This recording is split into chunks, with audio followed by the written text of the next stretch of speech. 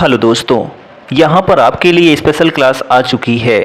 यहाँ पर हम देखने वाले हैं ज्योग्राफी, वो भी भारत का भूगोल के अंतर्गत जो है यह आपका टोटल क्लास है। इसके पहले 5 क्लास कंप्लीट हैं, उनको आपने नहीं देखा है तो जाकर देख लीजिए। बीपीएससी के नाम से जो है आपकी प्लेलिस्ट बनी हुई है। तो यहाँ पर डेली हम 50 क्वेश्चंस देखते हैं, फुल डिटेल्ड सोल्यूशन के साथ देखते हैं। तो आज की डेट में हम देखने वाले हैं यहाँ पर ज्योग्राफी से टोटल क्वेश्चन 30 और उसके बाद जो है हम साइंस का क्वेश्चन देखेंगे। तो चलिए देखते हैं। गन्ने के उत्पादन में जो है राज्यवार घटते क्रम में जो है आपको बताना है, डिसेंडिंग ऑर्डर में। तो गन्ना का उत्पादन जो है सबसे अधिक जो है, पहली बात तो महाराष्ट्र में नहीं होता है, उससे भी पहले एक राज्य है, ठीक है। तो यहाँ पर उत्तर प्रदेश 2 जगह लिखा है, तो चलिए उत्तर प्रदेश हम टिक करते हैं। लेकिन दूसरा स्थान जो आता है वहाँ महाराष्ट्र का आता है, ये भी सही है। तो यहाँ पर जो है आंध्र प्रदेश है और यहाँ पर तमिलनाडु है। तो आंध्र प्रदेश में नहीं, तमिलनाडु में अधिक होता है, फिर कर्नाटका में होता है। तो जो ऑप्शन नंबर आपका सी है वह करेक्ट हो जाता है, ठीक है, गन्ने के उत्पादन में। तो गन्ने के उत्पादन में जो अग्रणी राज्य हैं 2021 के अनुसार उत्तर प्रदेश, महाराष्ट्र, कर्नाटक, गुजरात और तमिलनाडु हैं, ठीक है। अगला यहाँ प्रश्न है कि शुष्क भूमि के लिए सर्वाधिक उचित फसल कौन सी है? तो उसका नाम जो है मूंगफली है। क्या है? मूंगफली है, ठीक है। अगला क्वेश्चन कि भारत का सबसे बड़ा रबर उत्पादक राज्य कौन सा है? तो उसका नाम केरला है। क्या है? केरल में सबसे अधिक रबर का उत्पादन किया जाता है, ठीक।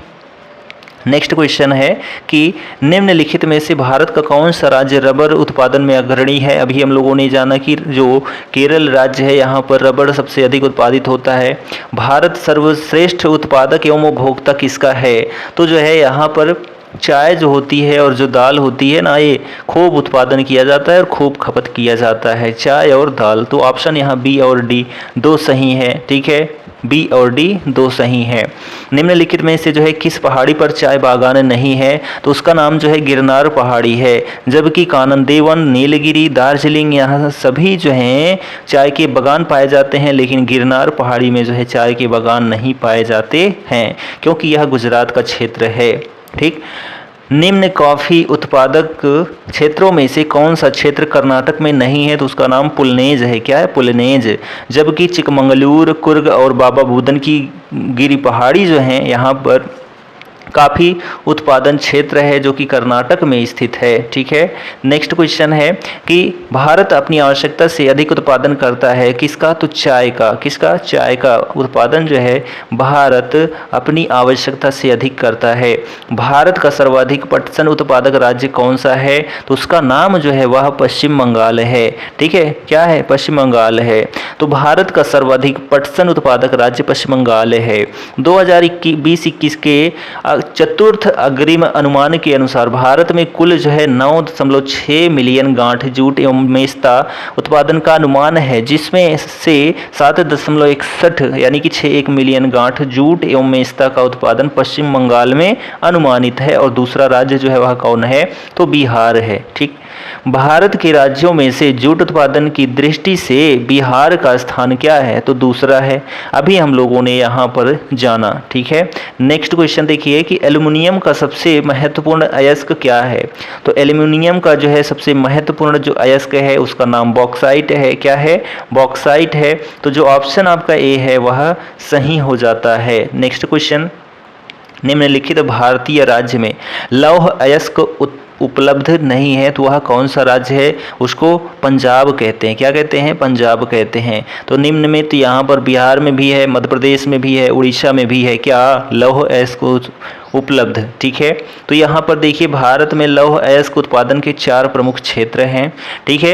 एक उत्तर पूर्वी हो गया, मध्य भारत हो गया, प्रायद्वीपीय भारत हो गया और अन्य हो गया, ठीक है। तो ये सभी जो है राज्य हैं आप यहाँ पर देख सकते हैं, ठीक। अगला प्रश्न है कि भारत के किस राज्य में चांदी उपलब्ध होती है? तो उसका नाम जो है राजस्थान और कर्नाटक है। तो राजस्थान और कर्नाटक यहाँ ऑप्शन में नहीं दिया गया है, ठीक है। चांदी उत्पादक राज्य राजस्थान हो गया और कर्नाटक हो गया, ठीक है।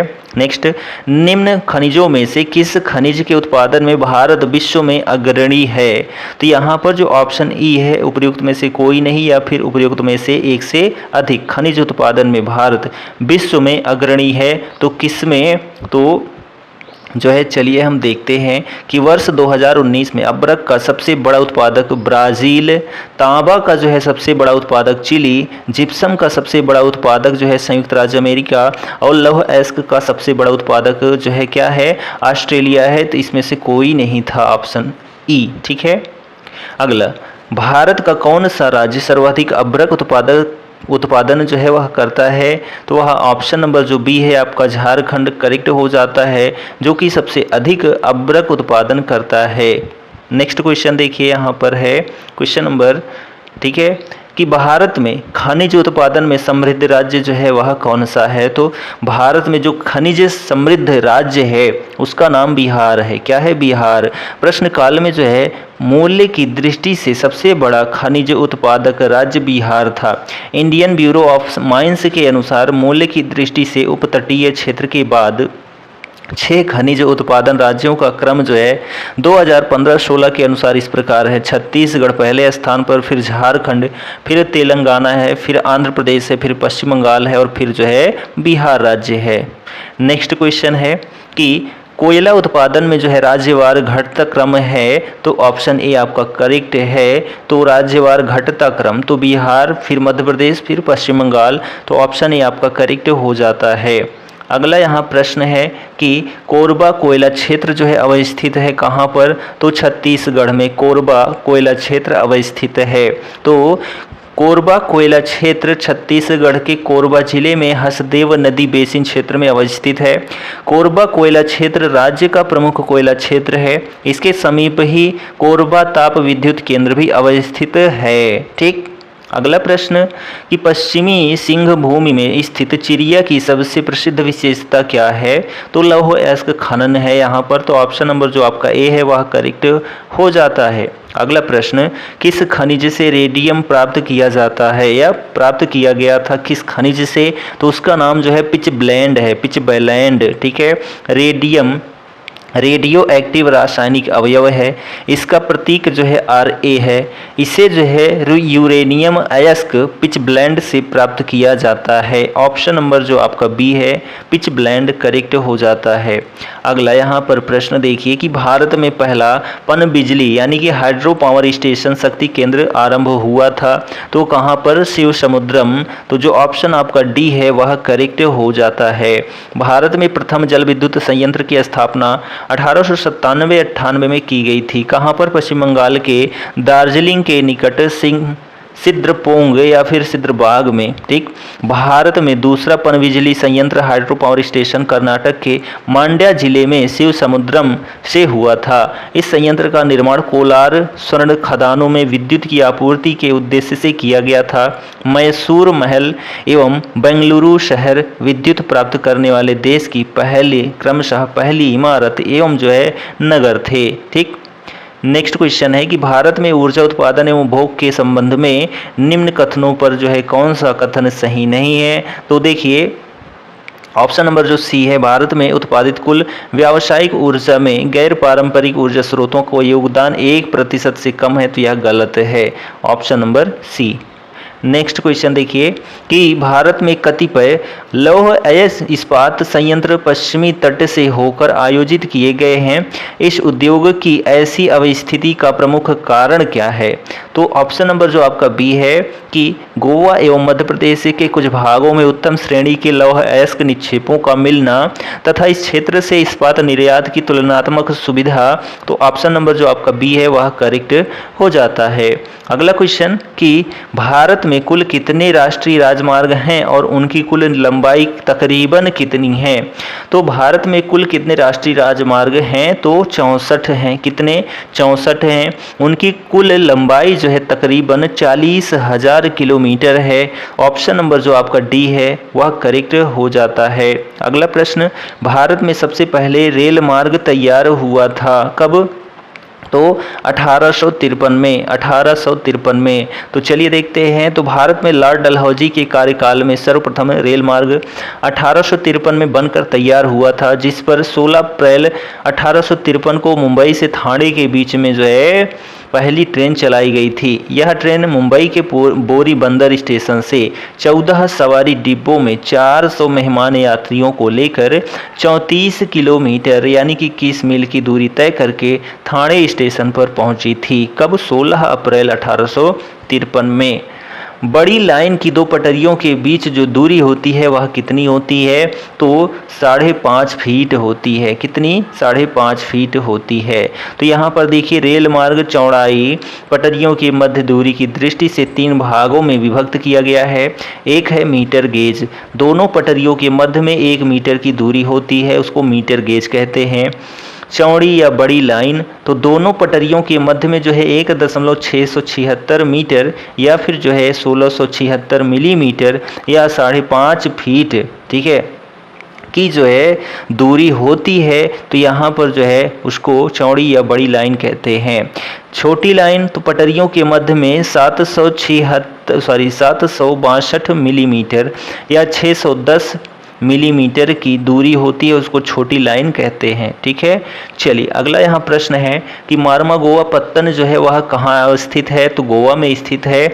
ऑप्शन नंबर सी आपका करेक्ट हो जाता है। ठीक, नेक्स्ट क्वेश्चन कि भारत का 13वां प्रधान बंदरगाह किस राज्य में स्थापित किया जाने वाला है? तो 13वां जो है प्रधान बंदरगाह किस राज्य में अवस्थित किया जाने वाला है? महाराष्ट्र में। ऑप्शन सी आपका करेक्ट हो जाता है।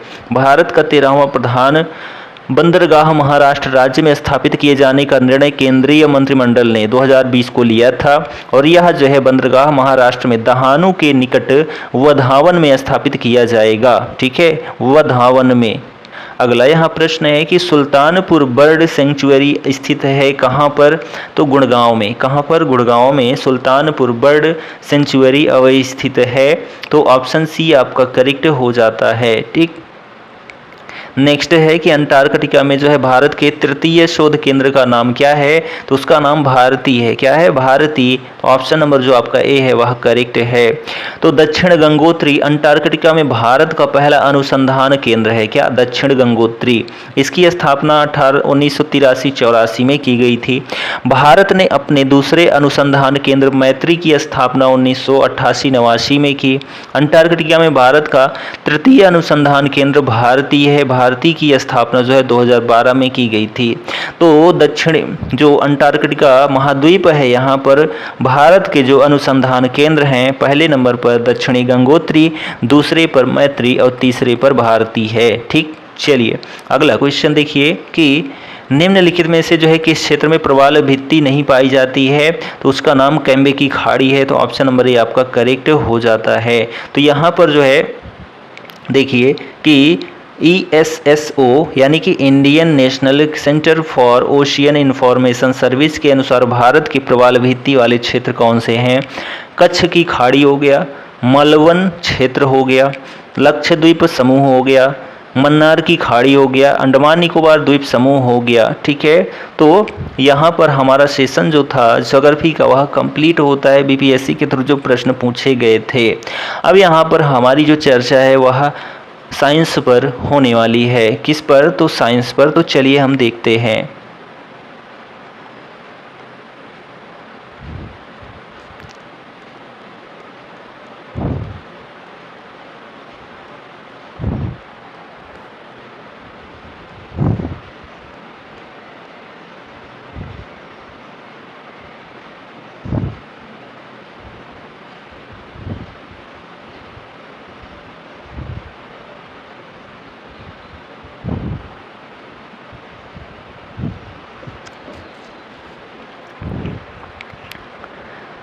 तो चलो दोस्तों, यहाँ पर हम आ चुके हैं साइंस पर। ठीक है, तो यहाँ बीपीएससी के थ्रू जो प्रश्न पूछे गए साइंस में, वहाँ पर यह प्रश्न आपको देखने को मिलेंगे भौतिक विज्ञान, रसायन विज्ञान और जीव विज्ञान के। ठीक है, तो यह रेलवे एग्जाम के लिए भी मोस्ट इम्पॉर्टेंट होता ही है। साथ में बीपीएससी के थ्रू जो है बहुत सारे प्रश्न पूछे जाते हैं। हर एक एग्जाम में साइंस सिलेबस होता ही है। ठीक है, लेकिन जो बीपीएससी है और जो है आपका रेलवे है, यहाँ पर स्पेशल साइंस के क्वेश्चन आते हैं। ठीक है, चलिए भौतिक विज्ञान से हम यहाँ पर 20 क्वेश्चंस देखते हैं, क्योंकि 30 क्वेश्चन हम लोगों ने ज्योग्राफी में देख लिया है।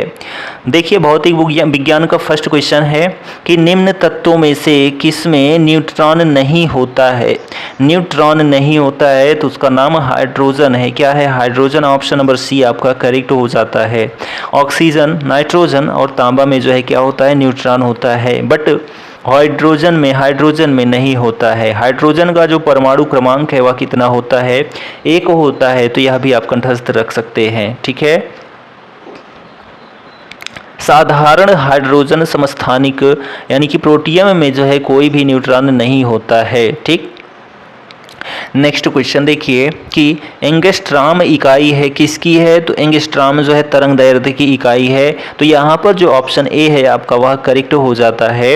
1 एंगस्ट्राम बराबर जो है 10⁻10 मीटर होता है।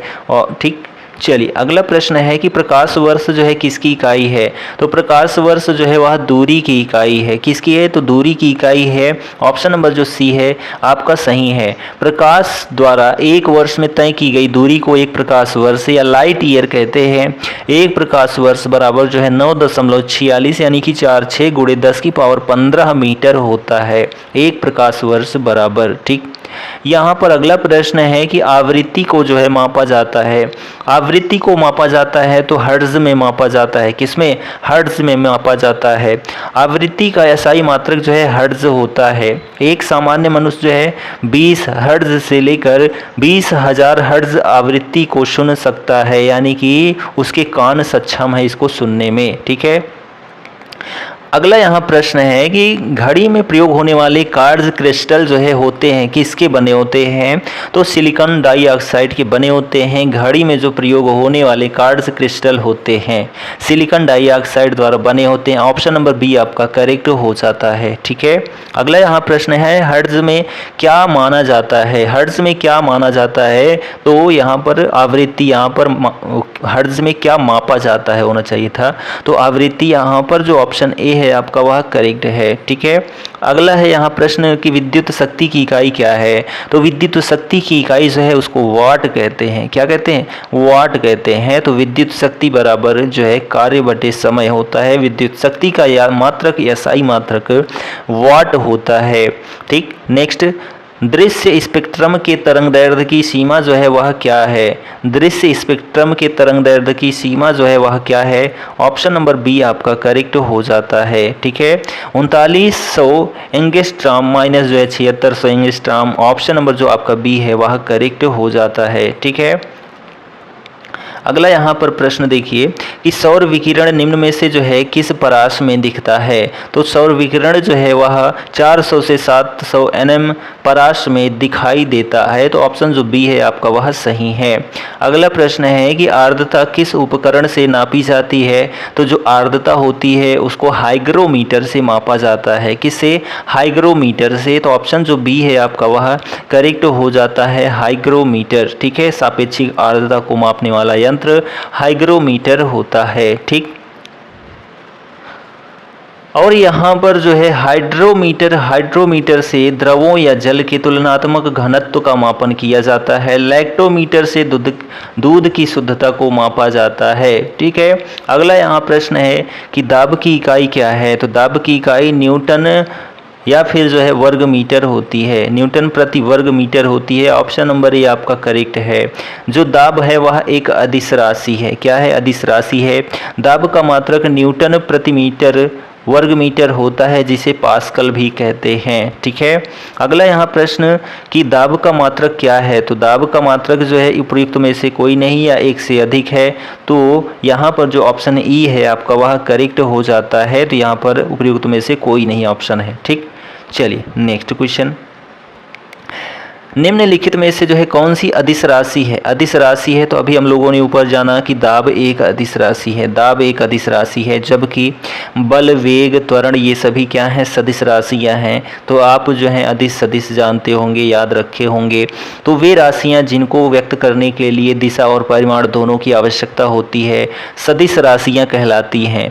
जैसे कि बल, वेग, विस्थापन, ठीक है, बल हो गया, वेग हो गया, विस्थापन हो गया, त्वरण हो गया, संवेग हो गया आदि, ये जो है सदिश राशियां हैं। जिन राशियों को व्यक्त करने के लिए केवल परिमाण की आवश्यकता होती है वे अदिश राशियां कहलाती हैं। इनको जो है दिशा की आवश्यकता नहीं होती है। उदाहरण में आयतन, दाब, चाल, दूरी, ठीक है, ये सभी जो हैं क्या हैं? अदिश राशियां हैं। अगला प्रश्न देखिए कि निम्नलिखित में से जो है किस राशि का मात्रक नहीं है? ठीक है, किस राशि का मात्रक नहीं है? तो विकृति, ठीक है, यहाँ प्रतिबल, बल, दाब ये सभी जो है मात्रक हैं, लेकिन विकृति जो है यह किसी का मात्रक नहीं है। अगला प्रश्न है कि सही कथन चुनिए। सही कथन चुनिए। तो लाल प्रकाश का तरंग दैर्ध्य बैंगनी प्रकाश से जो है क्या होता है? ज़्यादा होता है। तो ऑप्शन नंबर जो बी है आपका वह करेक्ट हो जाता है।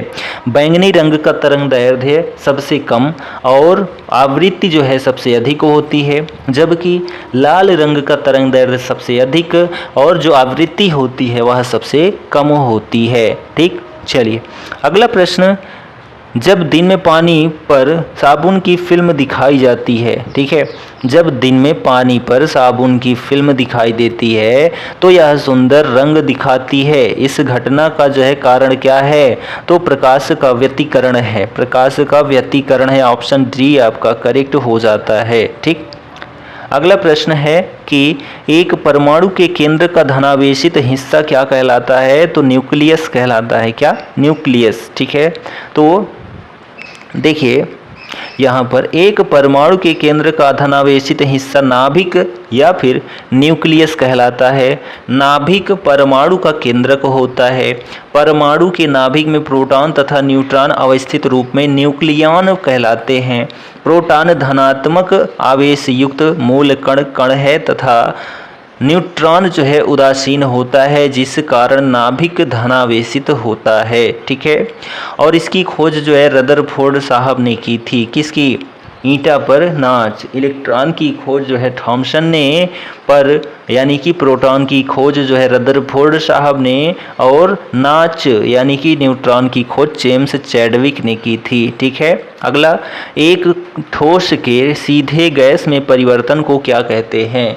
एक ठोस है और वह गैस में परिवर्तित हो गया तो उसको क्या कहा जाएगा? ऊर्ध्वपातन कहा जाएगा। ऊर्ध्वपातन, जैसे कि कपूर। ठीक है, अगला यहाँ पर प्रश्न है कि वह ताप बिंदु जिस पर ठोस, द्रव, गैसीय अवस्थाएं एक साथ रह सकती हैं उसको क्या कहते हैं? तो उसको त्रिक बिंदु कहते हैं। क्या?